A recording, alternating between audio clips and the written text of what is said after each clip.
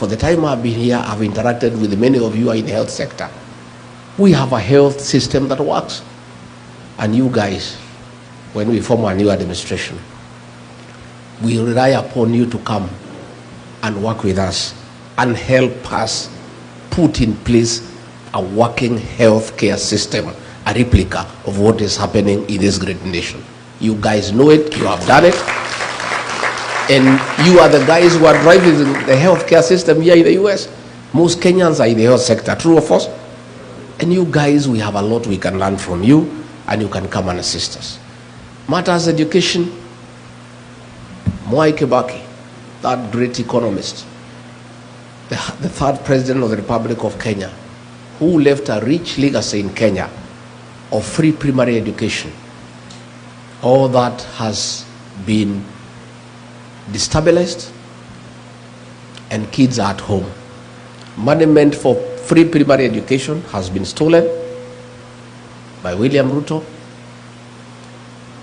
The money is stolen from the National Treasury, channeled through the National Intelligence Service, and withdrawn in cash every Friday and given to William Ruto. He keeps most of it, gives a little to that soprano guy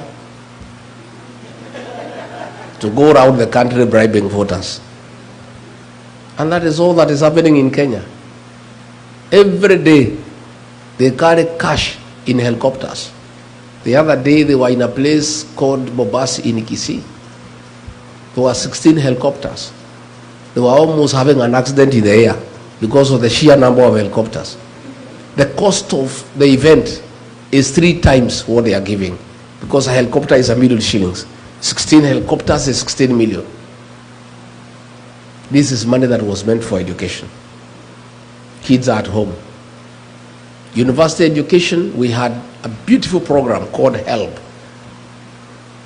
Higher Education Loans Board. Most of you are beneficiaries, I included. He has put it aside and brought a mongrel of a system that is not working.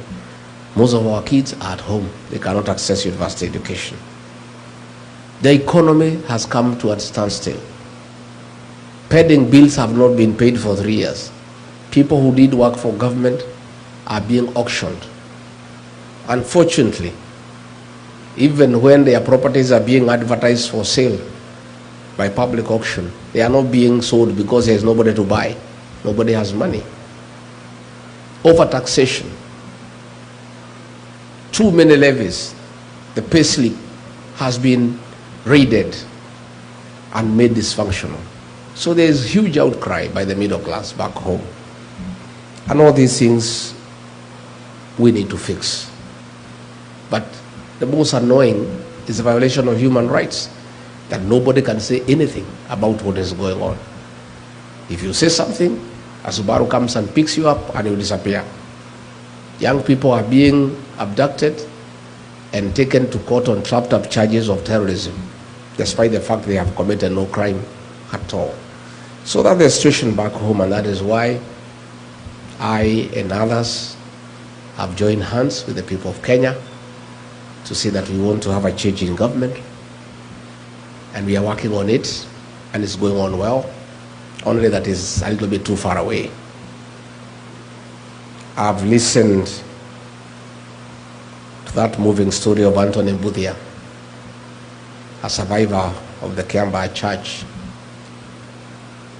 Some MPs from Rift Valley have been shouting at me that I should not talk about that matter. We must talk about it, because history informs the present, and the present informs the future. The scars of Kiambaa Church are evident with Anthony here, and he has done well to document that history. We forgive, but we have not forgotten. And we are saying never again shall we ever allow what happened in Kiambaa and in the Rift Valley ever to happen again.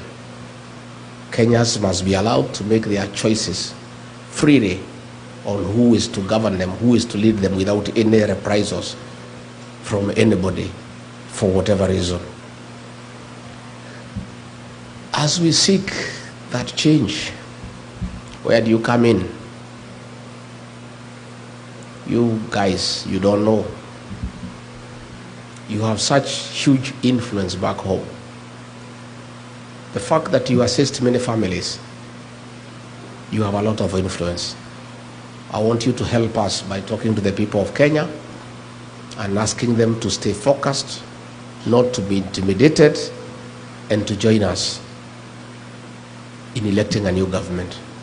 Your voice matters, and I have talked to many Kenyans, and I believe now we have a serious force here in the US that can help us to talk to the people back home so that they bring the change that we desire.